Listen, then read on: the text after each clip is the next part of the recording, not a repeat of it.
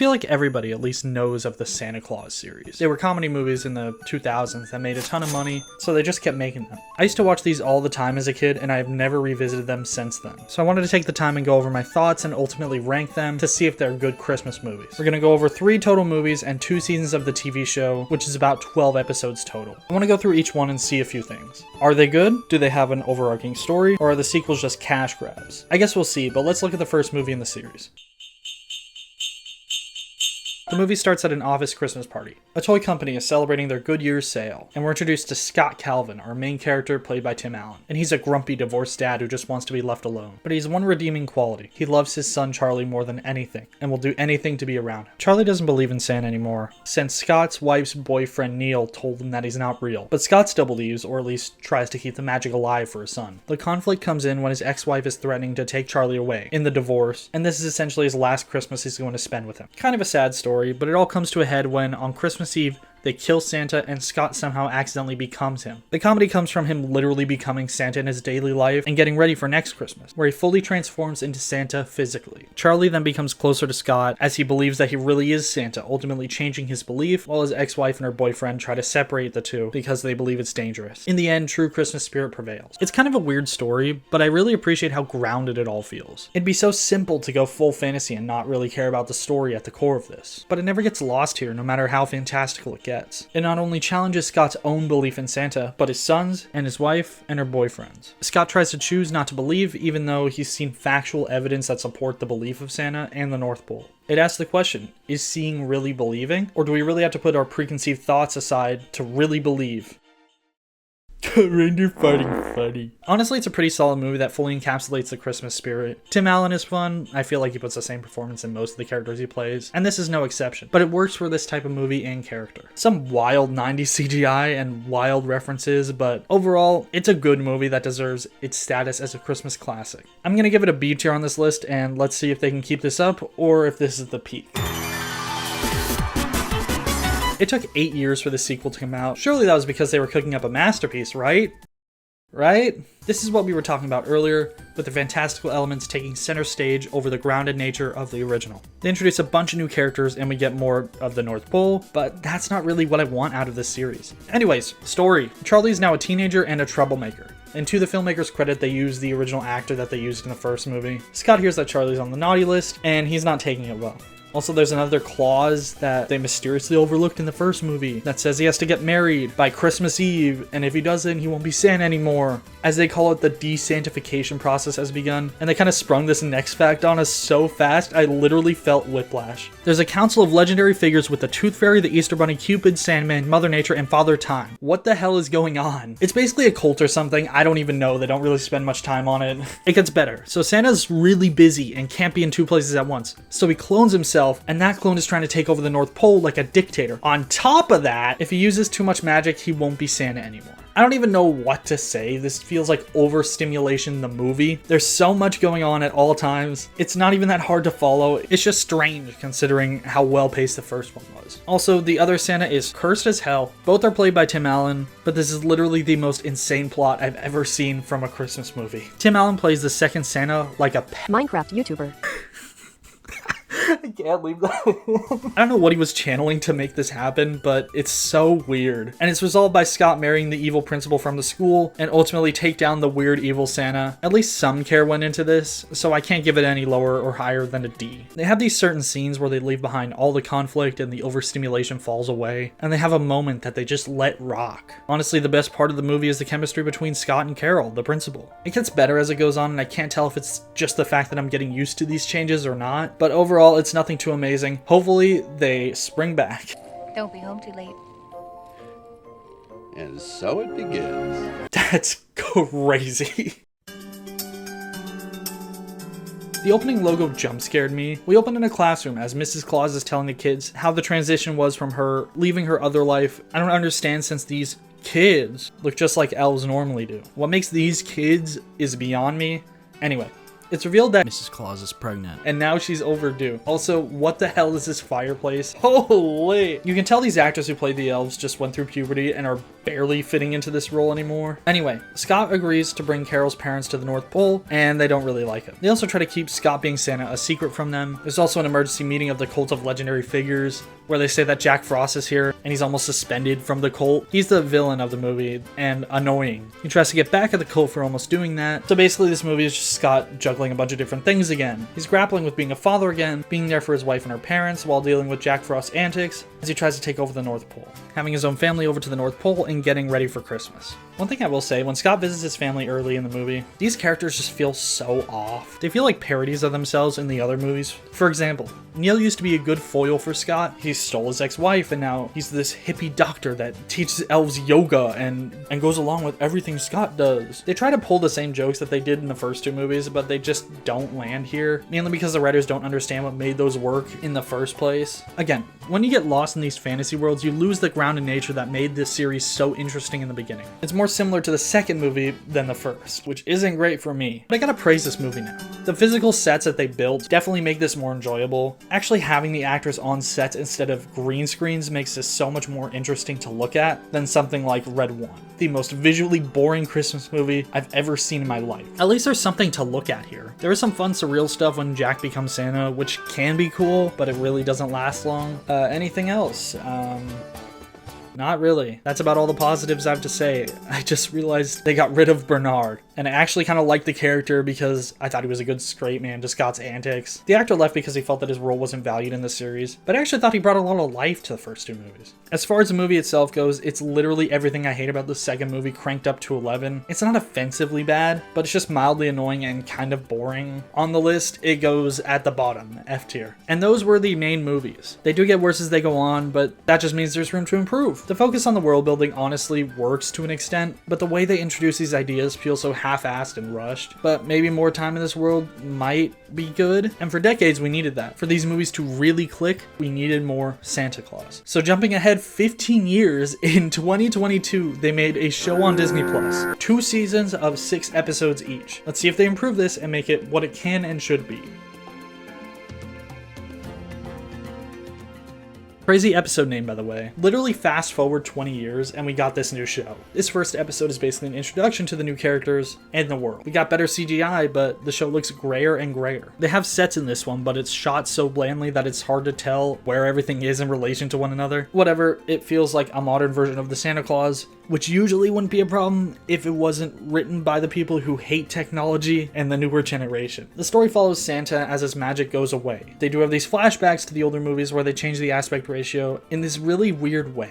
New characters, Cal, Sandra, who are Santa's kids. Noel, Betty, and the others. The whole episode is not only Santa losing his magic, but grappling with things changing with time. There's also a B story with Mrs. Claus wanting her first name, when she has a first name, but she says it's her before name. Sure. As a plot, it works well enough. It doesn't really do anything we haven't seen before. We've seen Santa's magic threatened before, but this time it's under much less stakes. Something I'll give 2 and 3 is that they're pretty high stakes, usually having to restore his magic or get married or do something before a certain amount of time. This doesn't really have a time frame, so the stakes are very low, which is cool, but it makes the story feel very strange. Moving on, there's an elf boardroom. This should be a clue to how this show was made. The writing is so weird, man. Oh, we can't say naughty anymore because that's naughty shaming. Literal quote from the show. They introduce this tech CEO that they hint is going to have something to do with Santa. Then they end this episode with him falling off the roof. They better get this on track soon. An okay start, but nothing crazy. C tier.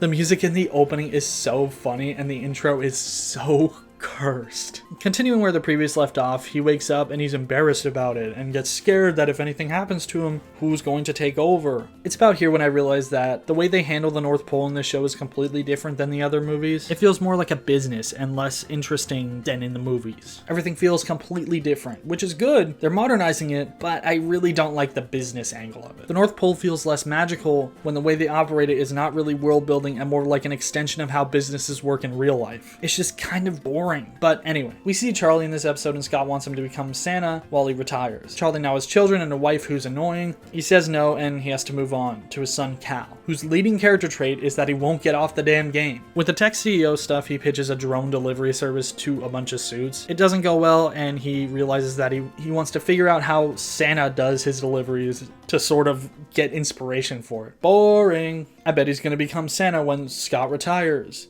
I wrote this before I watched the other episodes, by the way. Mrs. Claus's B story is her trying to figure out what happened to the Mrs. Claus before her, which is such an interesting arc that I hope gets to continue. I'd love to see more of the lore behind how Santa works. We'll see if it goes anywhere, but this episode ends with Scott deciding that he wants to retire and the elf summoning the tech CEO and his daughter to the North Pole. Another C tier. The episode continues where the last left off. Scott is looking for candidates to take over, and Mr. Tech CEO is there with his daughter. Turns out he's a candidate for Santa, and so is some football guy. I don't watch sport. It's at this point that I realize that the show was written for boomers to point at the screen the whole time. Oh, I still have my BlackBerry. Football man is here. Joke about other football men. NFTs. Anyway, Mr. Tech bombs the job interview and takes a bunch of pictures at the North Pole after being told not to, and his daughter goes missing in the wobbly woods with Sandra. I feel like I'm going insane. They find Grace and Scott and Mr. Tech hit it off when they're looking for her. Some sweet moments between Scott and Sandra. It's a pretty good episode. Honestly, I think the episode ends with such an interesting question. When Scott hasn't lived a normal life in so long, how will he use what he's learned at the North Pole to be a person? How will the kids adapt? That actually made me laugh. I actually like this episode quite a bit, but some boomer humor and cringe moments bring this down for me, so I can't give it any higher than another C.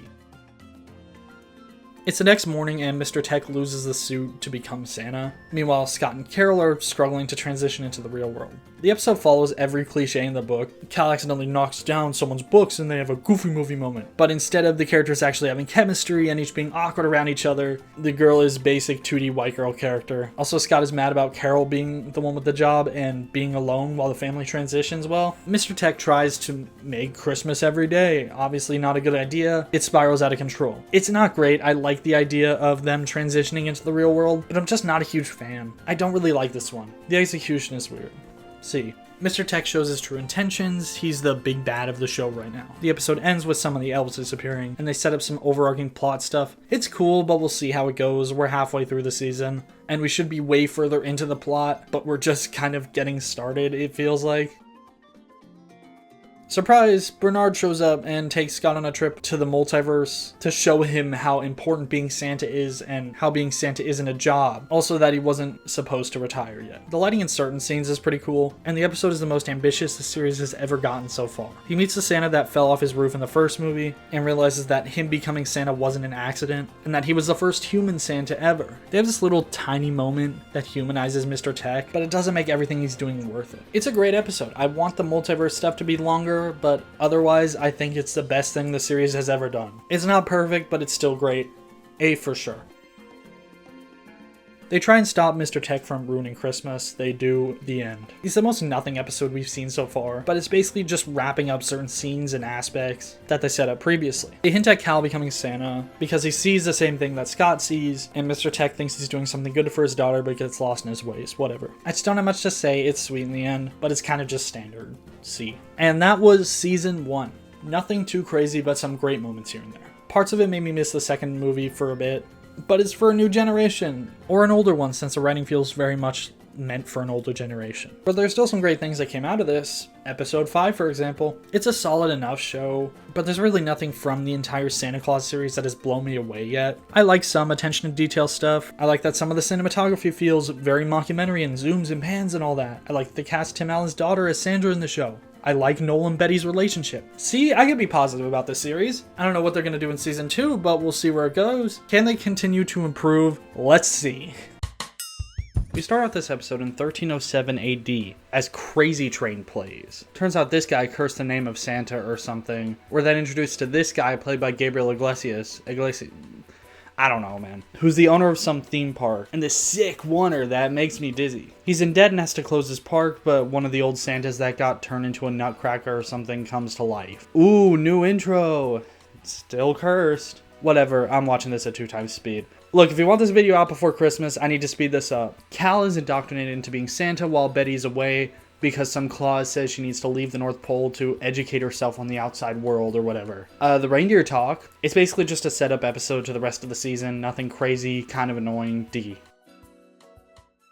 Cal starts training as Santa, and the Colt hears wind of this and isn't happy. I don't know why Scott desperately wants Cal to be Santa immediately, when he knows that it won't last long, and the whole last season is dedicated to him realizing that he wants to be Santa. It's weird. The old Santa's name is Magnus Antis, who claims that Scott is a traitor.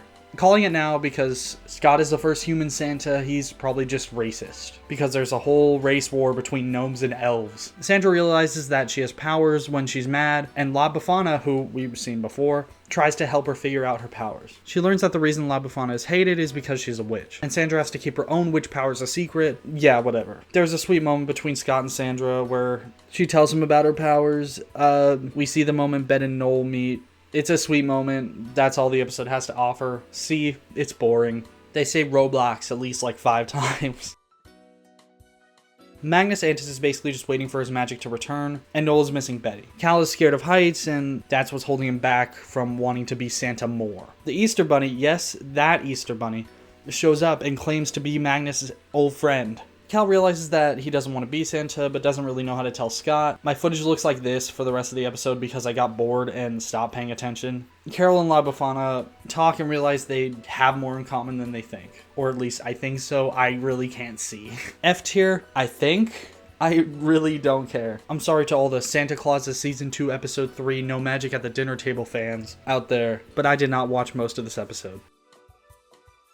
Looks like I didn't miss much. There's some deal that they make that Scott and Zelves have to do Easter this year, and Riley breaks up with Cal. Meanwhile, Sandra and Carol use jetpacks to check out the Easter Bunny's house and destroy everything. This scene is hilarious at 2 times speed. I hate writing about these episodes because it's like, then this happens, because of that happens, and then this happens. It's just how this show is structured. You have about 4 or 5 different subplots that we randomly switch between in an episode. All of them build on themselves, and that's really about it. Santa gets a watch to transform into Scott anytime to work as the Easter Bunny. They try to gaslight Sandman, who's there to test Cal on becoming Santa, that he saw Cal fly the sleigh when he didn't. Magnus is getting stronger. It's fine. C. This person wants a photo of Guy Fieri. Betty's back. Cal loses the training best, and he and Sandra try to get it back. Meanwhile, Magnus is planning to use his army of gnomes and take over the North Pole. It's also revealed that La Befana is a legendary figure, and she and Sandra have a moment where they bond over their powers. Their relationship is one of the best parts of the show, since we see Sandra confide in her, as nobody else in her life is a witch. There's a race war between elves and gnomes that I mentioned before, and Magnus turns Cal into a toy. It's fine. The season is slowly building up, but there's really nothing amazing. High C. Okay, we're so close to being done. Scott and Carol arrive at the Santa theme park and have a final battle with Magnus. La Befana unfortunately can't change Cal back, and I was right, Magnus is just racist. Yippee, Magnus finds the amulet he was looking for that I forgot to mention, and Sandra uses her witch powers to channel good thoughts and make her magic stronger to free Cal. If that doesn't make sense to you, it didn't to me either because my Disney Plus was glitching and wouldn't show me the last episode. So I'm relying on this article that summarizes the episode. So everything should be wrapping up nicely, right? Wrong! It looks like Cal and Riley are finally allowed to be together when she broke up with him due to him not remembering her birthday. Scott swallows his pride and realizes that Cal doesn't want to be Santa, so he allows him to go to college and Sandra to continue training with La Befana. And Noel and Betty finally go on their honeymoon. Sure. Judging by the synopsis, it's probably just a fine ending that ties up a lot of the loose ends, but doesn't say much about Scott himself. All I can say is, Merry Christmas from Santa and his family. See. Oh, I'm tired, bro. Okay. And now we're finally done. The tier list looks like this, and I have some words to say as we conclude. The Santa Claus series started out as a cute little movie that talked about the belief of Santa and slowly transitioned into stuff about witches and gnomes with crazy lore about Bernard and the race war between those. But I'll always prefer when the series was more simple. Starting season 2 so far back and establishing another Santa with powers is kind of insane. But we have so much here that if you're a lore head, you'll definitely get something out of this. Then the C tier episodes come in and we get some crazy mediocrity. But overall, it's a fine series, but in the future, I'm probably going to stick to the first movie, if I'm honest. But watching most of the series has definitely made me appreciate some of the aspects later in the series, and even the show to a certain extent. At least I took some risks, and even if I'm not a huge fan of the movies and certain episodes, it's still okay, because the first one still sparks a lot of joy for me around this time of year, and I can't help but love it. Thank you so much for watching. You like black girls? I love them. I love them.